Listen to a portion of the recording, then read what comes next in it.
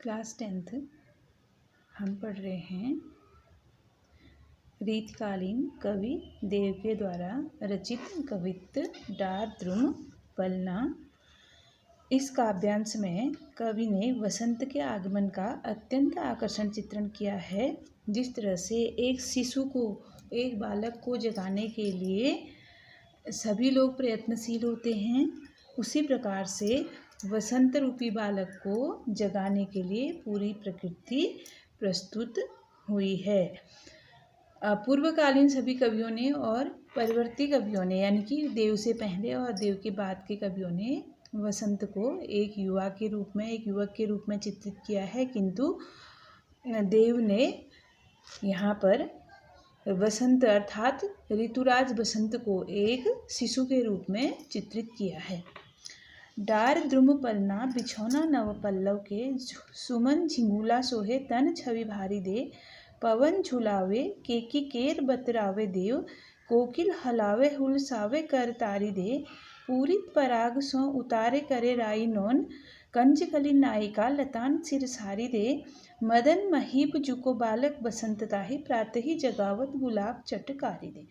डार द्रुम पलना, डार मतलब डाल करके, द्रुम यानी कि वृक्ष का, पलना यानी कि बच्चों शिशु को सुलाने वाला, पालना झूला, बिछौना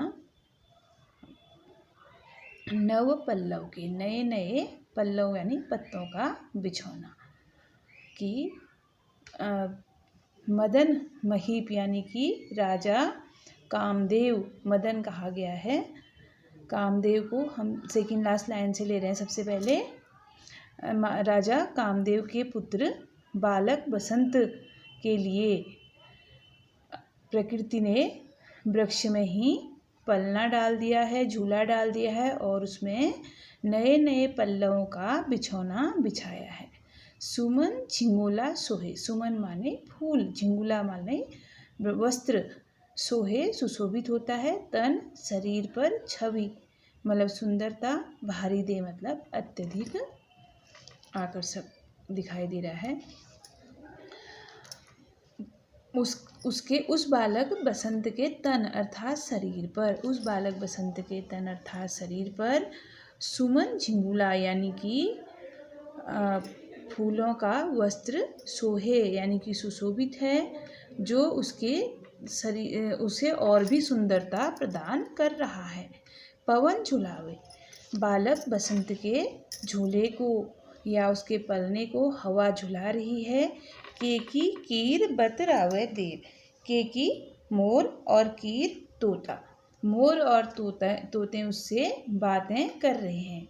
देव, देव का कहना है, कवि देव का कहना है कि शिशु बसंत को पवन अर्थात हवा झुला रही है और मोर और तोते उससे वार्तालाप कर रहे हैं। कोकिल हलावे हुलसावे कर तारी दे, कोकिल यानी कि कोयल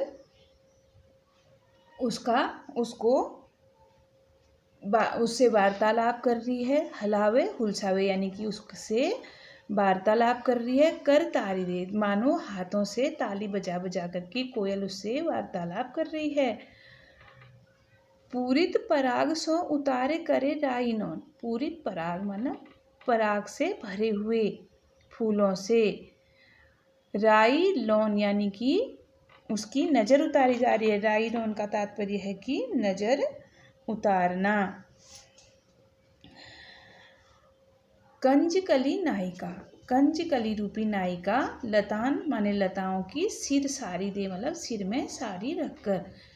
नीचे वाली लाइन से देखेंगे हम, कंजकली रूपी नायिका सिर में, अपने सिर में लताओं की साड़ी रख करके उस बालक बसंत की नज़र पराग से भरे हुए सुगंधित फूलों से उतार रही है। अर्थात हम कोई भी धार्मिक अनुष्ठान करते हैं तो सिर को ढकने का रिवाज होता है, इसीलिए कवि देव ने कंजकली रूपी नायिका को सिर पर लताओं की, बेलों की साड़ी रख करके, यानी कि जो बेलें हैं, जो फूल की बेलें हैं, वृक्षों की बेलें हैं, उनकी साड़ी सिर में रख करके मानो वे बालक बसंत की नज़र उतार रही हैं और नज़र उतारने के लिए क्या प्रयुक्त कर रही हैं?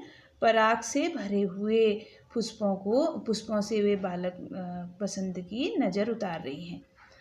मदन महीप जू को बालक बसंत, राजा कामदेव जू के पुत्र बसंत को प्रातः ही जगावत गुलाब चटकारी दे, और गुलाब प्रातःकाल ही चटक कर यानी कि खिल करके, चिटक करके, चुटकी बजा करके जगा रहा है या जगाने का प्रयत्न कर रहा है। यानी कि यहाँ पर पूरी प्रकृति का मानवीकरण कर दिया है।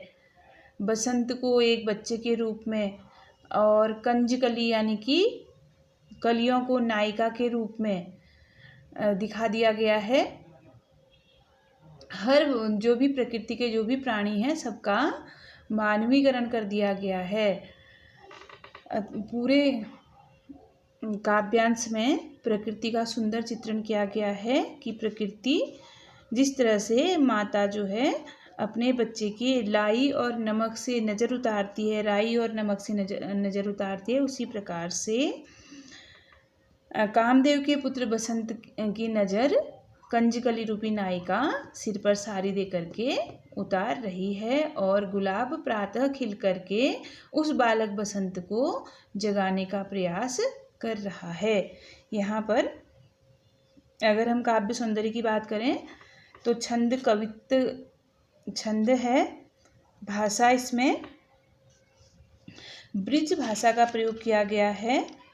संपूर्ण काव्यांश में अनुप्रास अलंकार है क्योंकि वर्णों की एक से अधिक बार आवृत्ति हो रही है और प्रकृति का मानवीकरण करने के कारण मानवीकरण अलंकार भी इसमें प्रयुक्त हुआ है।